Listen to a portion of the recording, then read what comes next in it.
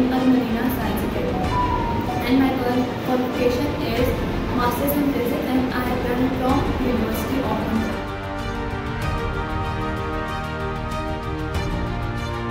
We are going to study about simple harmonic motion and waves, and the first topic is simple harmonic motion. To study about simple harmonic motion, first we should know that what is vibration or oscillation.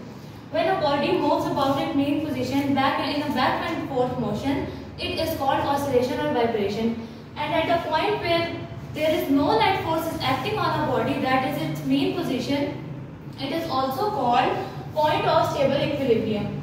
There is no net force acting on a body. If the body is at rest, there will be no motion.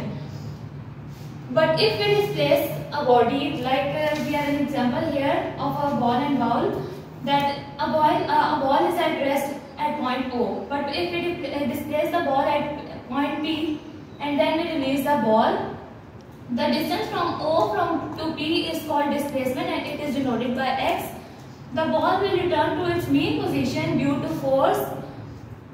to restoring force.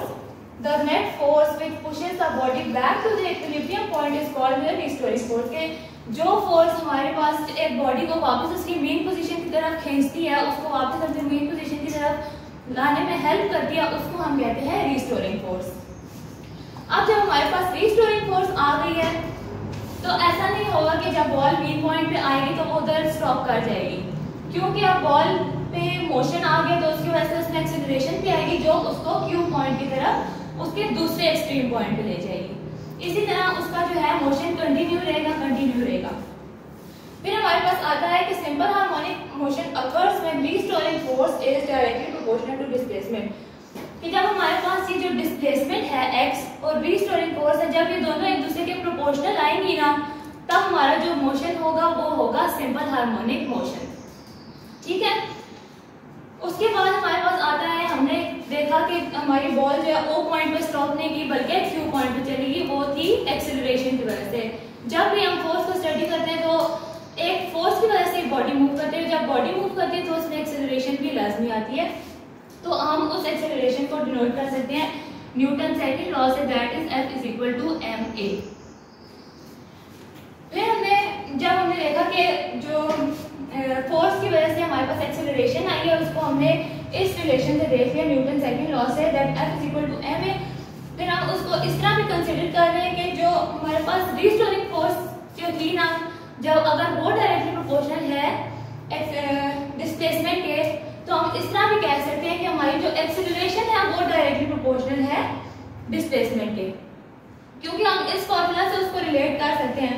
अब देखिए हमारे पास यहाँ जो है math तो हमारा constant रहता है।